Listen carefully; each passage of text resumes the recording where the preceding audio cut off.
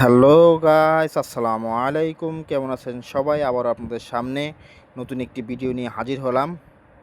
তো আজকে আমরা রোস্ট রান্না করব। তো প্রথমে আমরা মুরগিগুলো সুন্দর করে রোস্টের যেই কাটিং সেই কাটিং করে নিচ্ছি। এক মুরগি থেকে 4 পিস। তো টোটালি আমরা 8টা মুরগি নিয়ে নিয়েছিলাম। তো সবগুলো মুরগি কাটা শেষ। এই হচ্ছে আমাদের সবগুলো মুরগি। তো এখন আমরা কড়াইতে তেল দিয়ে দিলাম। মুরগিগুলোকে সুন্দর করে ভেজে নিব। তো প্রথমে আমরা লেগ পিসগুলো আগে দিতেছি।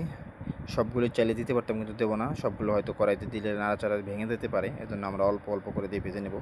তো একটু নেড়ে চেড়ে দিচ্ছি যেন একে অপরের সাথে লেগে না যায়, উল্টে পাল্টে দিচ্ছি। তো সবগুলো রোস্ট আমাদের মোটামুটি ইনশাল্লাহ ভাজা শেষ। এখন আমরা রোস্টগুলো তুলে নিচ্ছি। সব যে রোস্ট বাজার যে অবশিষ্ট যে তেল ছিল, সেই তেলের ভিতরে আমরা এখন পেস্ট ব্লেন্ডার করে নিয়েছিলাম, সেই পেস্টগুলো দিয়ে দিলাম। এরপর আমরা দিয়ে দেবো এখন আদা বাটা, জিরা বাটা, রসুন বাটা, ওগুলো সবগুলো দিয়ে এরপরে লবণ দিয়ে সুন্দর করে কষিয়ে নেব। এখন আমরা রোস্টের যে মশলা আছে সেই মশলাগুলো দিয়ে দিচ্ছি। টোটাল আমরা 4 প্যাকেট মশলা দিছি 30 পিস রোস্টের জন্য। তো দিয়ে সুন্দর করে এখন কষিয়ে নিতেছি। তো এরপর দিয়ে দিলাম আমরা কাঁচামরিচ ব্লেন্ডার করে নিয়েছিলাম, সেই কাঁচামরিচ দিয়ে দিলাম পেস্ট, দিয়ে সুন্দর করে মশলাটা কষিয়ে নেব আবার। তো এখন আমরা দিয়ে দিলাম বাদাম ব্লেন্ডার করে নিয়েছিলাম, সেই বাদাম দিয়ে দিলাম। এখন আমরা দিয়ে দিলাম গোটা মশলা, দিয়ে সুন্দর করে এখন মশলাটা আমরা কষিয়ে নেব।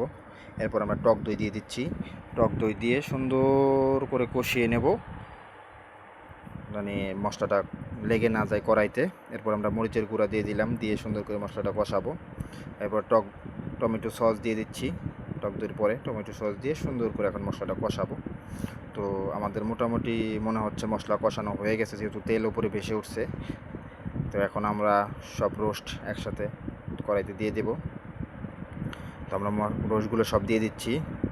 তো মোটামুটি আমাদের কষানো শেষ। এখন রোস্টগুলো দিয়ে আস্তে আস্তে আমরা সুন্দর নেড়ে চেড়ে নেব, আলতো আলতো করে, মানে ভেঙে না যায়। আস্তে আস্তে করে নাড়াচাড়া দেবো, যাতে মশলাটাও লেগে না যায় নিচে। তো এখন আমরা দিয়ে দিব একটু পানি দিয়ে সুন্দর করে আস্তে আস্তে কষিয়ে নিচ্ছি। এখন আমরা দিয়ে দিলাম গুঁড়া দুধ, পাউডারের যে দুধ ছিল সেটা দিয়ে দিলাম। এরপর দিয়ে দিলাম কাঁচামরিচ, কিশমিশ। এরপরে আমরা পেঁয়াজ বেরেস্তা করে রেখেছিলাম, সেই পেঁয়াজ দিয়ে দিলাম। পেঁয়াজগুলো দিয়ে এখন আমরা উঠিয়ে আমাদের রান্না শেষ। এরপর আমরা একটু ঘি দিয়ে দিব পরে। আমাদের ভিডিওটি যদি ভালো লাগে অবশ্যই আমাদের চ্যানেলটি সাবস্ক্রাইব করবেন।